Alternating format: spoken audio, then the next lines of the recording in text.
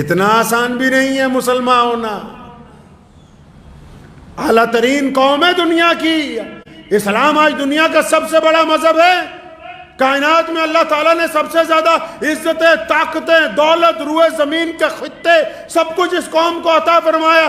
ایسے ہی نہیں عطا فرمایا، اللہ تعالیٰ نے اپنے پیارے نبی حضرت محمد رسول اللہ کو صاحب خلق عظیم بنایا. قرآن نے کہا کہ یا رسول اللہ آپ اخلاق میں سب سے اعلیٰ ہیں، اور پھر رسول اللہ نے اپنے اخلاق کو بانٹا پوری کائنات کے اندر. یہ امت اعلیٰ ترین امت اس لیے بنی کیونکہ ان کا کردار سب سے اعلیٰ ہے، اس لیے اللہ تبارک و تعالیٰ نے ان کو پسند فرمایا ہے. چوتھا بندہ بھی ہے. چوتھا تو بہت برا پھنسا ہوا ہے. کئیوں کی گاڑی وہیں رکی ہوئی ہے. چوتھا بھی ہے جس کا روزہ خراب ہو رہا ہے، جس کے روزے کے اندر خرابی ہے، جس کی مغفرت کا فیصلہ نہیں ہونے والا، جس کے سجدے قبول نہیں ہو رہے. چوتھا کون ہے یا اللہ؟ اللہ کے نبی صلی اللہ علیہ وسلم بتاتے ہیں چوتھا کون ہے یا رسول اللہ؟ کون ہے ایسا بندہ؟ ایک تو ماں باپ کا نافرمان ہے، ایک رشتہ داریاں توڑنے والا بھی ہے، قطع رحمی کرنے والا بھی ہے، شراب پینے والا بھی ہے. اب یہ چوتھا کون پھنس گیا؟ اچھے نمازی ہیں جو اس میں شامل ہیں. فرمایا چوتھا بندہ وہ ہے جو اپنے دل کے اندر دوسروں کے لیے بغض رکھتا ہے، نفرت رکھتا ہے، کینہ رکھتا ہے، دوسروں کے لیے بلا وجہ نفرت دل میں رکھتا ہے. اب یہ نفرت رکھ کے سجدہ کر رہا ہے. اگر میری جیب میں، عام مثال دے رہا ہوں میں، یہ کوئی قرآن حدیث میں نہیں ہے، اگر میری اوپر والی جیب میں پیسے ہوں، زیادہ سجدہ کروں گا گر جائیں گے. اگر اوپر والی جیب میں نعوذ باللہ کوئی نشے کی چیز ہو تو سجدہ کروں گا وہی گرے نا نیچے. کیا ہے اس دل کے اندر جو سجدہ کرتے ہو؟ فرمایا بغض رکھتے ہو دوسروں سے. دونوں صورتوں میں چغلی کو، غیبت کو، بہتان کو ایک ہی کیٹیگری میں محمد رسول اللہ نے رکھا. مان لیا کہ وہ بندہ شرابی ہے، مان لیا کہ اس بندے میں خرابی ہے، مان لیا چور ہے، ڈاکو ہے، عیاش ہے، بدماش ہے، لیکن اگر یہ بات تم اس کے منہ پہ کہتے اس کو برا لگتا کہ نہیں لگتا؟ برا لگتا. وہ تم سے لڑ پڑتا. تم منہ پہ اس لیے نہیں کہتے کہ منہ پہ کہوں گا تو یہ لڑ پڑے گا. تو نبی علیہ السلام نے فرمایا کہ اگر یہ اپنے بھائی کی غیبت کرتا ہے، اس میں برائی ہے تو برائی کو بھی بیان کرنا فرمایا منع ہے. اور اگر اس میں برائی نہیں ہے، تم کہتے ہو کہ چور ہے، وہ چور نہیں ہے. تم کہتے ہو بے ایمان ہے، وہ بے ایمان نہیں ہے. تم کہتے ہو ریاکار ہے، وہ ریاکار نہیں ہے. تم کہتے ہو زانی ہے، وہ زانی نہیں ہے. اگر تم اپنے پاس سے بھی الزام لگاتے ہو، پہلی صورت میں غیبت ہے. اگر اس میں گناہ ہے تو غیبت کا گناہ، اور اگر اس میں وہ گناہ نہیں ہے تو بہتان کا گناہ. اب چغلیاں کرنے والے بھی خدا کی حضور بخشے جائیں گے کیا؟ اب بے ایمانیاں کرنے والے بھی روزے میں بخشے جائیں گے کیا؟ جن کے دل غیبت سے بھرے ہوئے ہوں، جو گھروں کے اندر اپنے گھروں میں اپنے بچوں کے ساتھ نفرت رکھتے ہوں،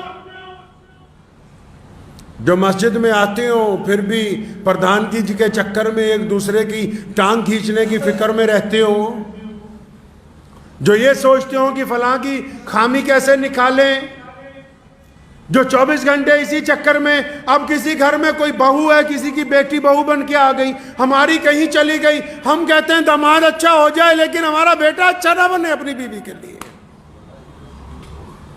داماد اچھا چاہیے، اپنا بیٹا اچھا نہیں ہو تمہاری بیوی کے لیے. روزہ بھی رکھتے ہو، اپنی بہو کی بے عزتی بھی کرتے ہو، روزہ بھی رکھتے ہو، اپنے بچوں کو بھی ڈانٹتے ہو، روزہ بھی رکھتے ہو، اپنے ماتحت کو بھی ڈانٹتے ہو. پتہ ہے نبی علیہ السلام نے آخری وقت میں کیا کہا؟ یہ صرف آج تک یہی بتاتے کہ یہی کہا میری امت کو بخش دو، میری امت کے لیے مغفرت کا فیصلہ ہو جائے، میری امت کا کیا ہوگا یا اللہ میری. لیکن نبی علیہ السلام نے آخری وقت میں اس کے علاوہ اور بہت سی باتیں کی. ان میں ایک بڑی پیاری بات ہے. فرمایا میں اس بات کے لیے بھی بڑا فکر مند ہوں کہ میرے بعد تم اپنے ماتحتوں کے ساتھ کیا کرو گے، میرے بعد تم اپنے نوکروں کے ساتھ کیسا معاملہ کرو گے، میرے بعد تم اپنے غلاموں کے ساتھ کیا کرو گے.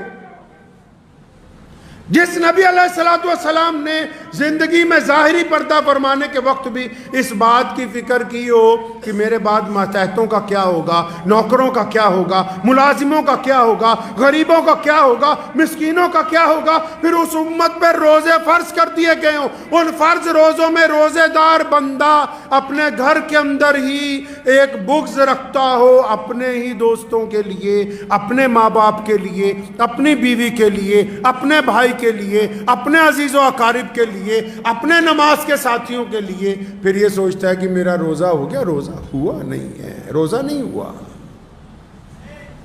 روزہ تو برائیوں کو جلانے کا نام ہے، روزہ تو برائیوں کو ختم کرنے کا نام ہے۔ اچھا روزہ رکھنا چاہتے ہیں آپ؟ چاہتے ہیں کہ بہت خوبصورت روزہ ہو؟ روزے دار کو تو غصہ نہیں آتا، روزے دار کو غصہ نہیں آتا، اور جب وہ غصہ آتا ہے، یہ کون کہتا ہے نہیں آتا؟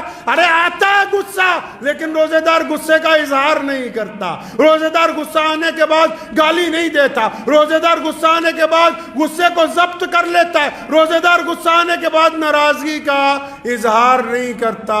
مطلب روزے دار کو غصہ تو آتا ہے لیکن یہ دوسرے کو غصے کا بتاتا نہیں ہے، کیونکہ یہ روزے دار ہے۔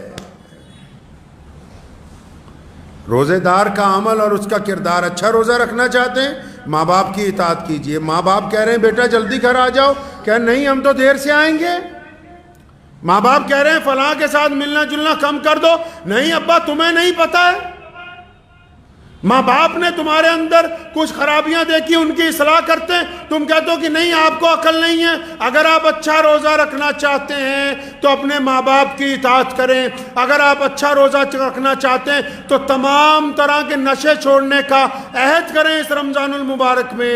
اگر آپ روزہ اچھا رکھنا چاہتے ہیں تو پھر سارا دن صرف اگر 5 نمازیں آپ جماعت سے پڑھ رہے ہیں، ان نمازوں کے بعد اگر وقت نہیں نہ مل رہا بہت زیادہ تلاوت کا، وقت نہیں مل رہا نا تسبیح کرنے کا، لیکن اگر آپ کاروبار میں برابر تولیں گے تو آپ کا روزہ اچھا گزرے گا۔